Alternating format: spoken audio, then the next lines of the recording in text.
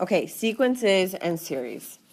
So a sequence is a set of numbers with a particular order or pattern, and each number is called a term. So a finite sequence is a sequence with a limited number of terms. So that'd be like 1, 2, 3, 4, 5. That's limited, we stopped at 5. Infinite means it goes on forever, it's unlimited.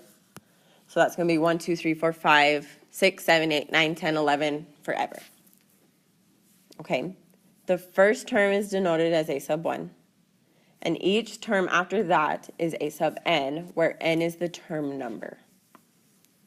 Okay, so to identify the following values, a sub 1, a sub 4, a 9, a 12, a sub 1 is just 1, because that's the first term there. A sub 4, let's go to the fourth term, that's 13. A sub 9, so we're adding 4 each time here, right?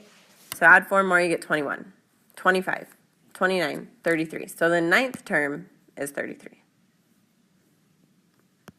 Add 3 more, that's the 12th term, and you get 45. Okay, so the domain is the set of term numbers. So that's always 1, 2, 3, 4, 5, 6, 7, 8, so on. And the range is a set of term values. So in an infinite set, the domain is the natural numbers. So natural numbers is just 1, 2, 3, 4, 5, 6, 7, 8, 9, 10, forever. Okay? A rule in which one or more of the previous terms are used to generate the next term, this is called a recursive formula. Okay, so like in this one, a sub 1 equals negative 8. Now we are adding 11 each time, right? So our formula is going to be a sub n equals a sub n minus 1 plus 11. Okay, and this a sub n minus 1, that just means the previous term. Okay, and you can only use this n minus 1 thing when you are dealing with the recursive formula. And n has to be greater than or equal to 2. Okay, so let's find the first 5 terms of these. So if a sub 1 equals 14, and I know this tells me that I'm adding 9 each time. So that's going to be 14, 23, 32, 41, 50. Because I'm just going to do 14 plus 9 equals 23. Then 23 plus 9 equals 32. 32 plus 9 is 41. 41 plus 9 equals 50. Okay, this next one. So now I'm given a kind of different rule. We have to multiply by 2 also. So the first term is 6. The next term is 2 times 6 minus 5, which is 7. The next one would be 2 times 7 minus 5, which is 9. 2 times 9 minus 5, which is 13. And 2 times 21 minus 5, which is, or 2 times 13 minus 5 is 21. Okay, I want you guys to do C and D. That's what you should get for C. And then D, we have a sub n minus 1 times a sub n minus 2. So we're given 3 and 4. Then we just have to multiply the previous one. So 3 times 4 is 12. 4 times 12 is 48. 12 times 48 is 576.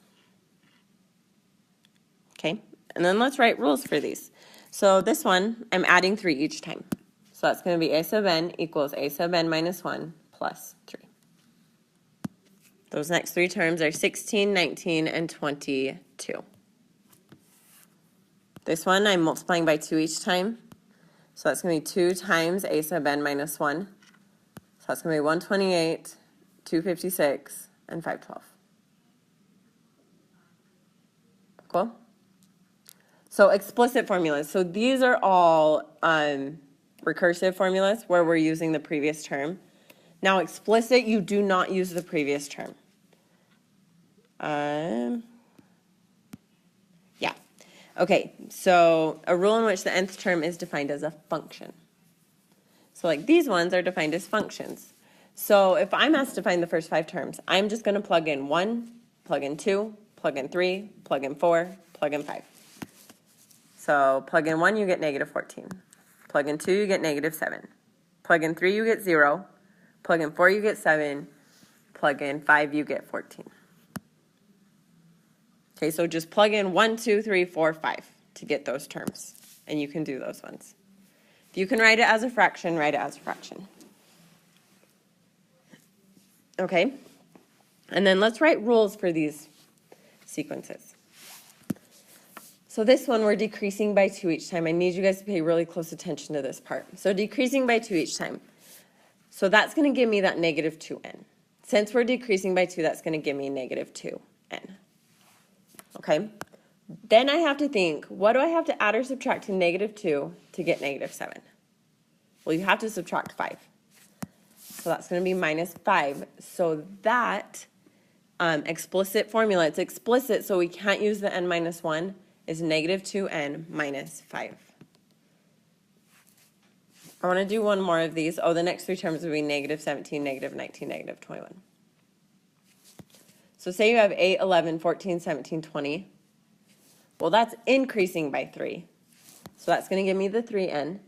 Then I have to think, 3 plus or minus what will give me 8? Well, plus 5. Cool? This next one. So you kind of have to look at this one. It's kind of funky because we have those square roots in there. Well, the square root of 1 is 1.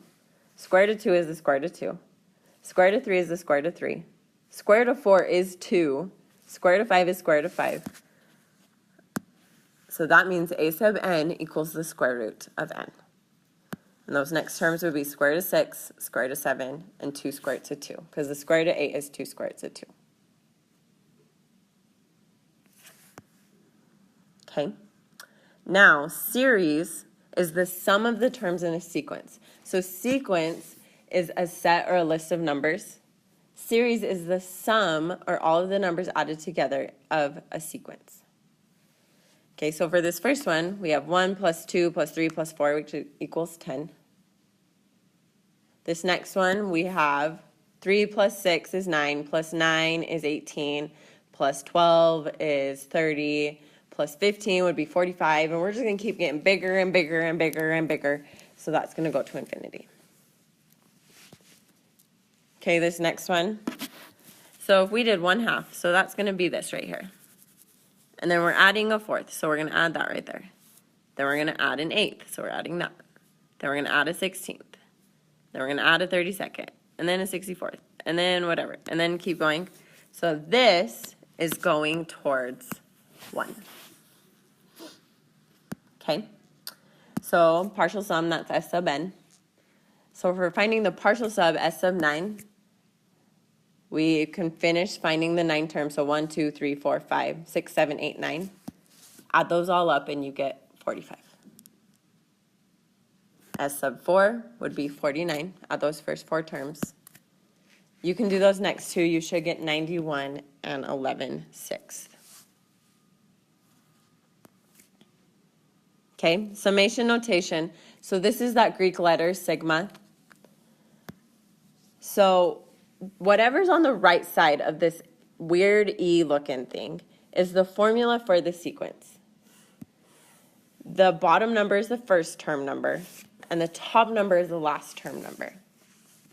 So to find the sum of this series above, we're just going to plug in 1 through 5. So 2 times 1 plus 2 times 2 plus 2 times 3 plus 2 times 4 plus 2 times 5, which is 2 plus 4 plus 6 plus 8 plus 10, which is 30. Okay, so sigma is just a way to say find the sum. Okay, if we do this one, plug in 1 through 12, you get 1 plus 0 plus 1 plus 2 plus 3 plus 4, all the way to 11, you get 66. F, you end up with negative 84. Okay, we're going to save that last page because it's just a bunch of these. It's like, yeah. So we don't need to do those. Remember to take the quiz. Okay, bye.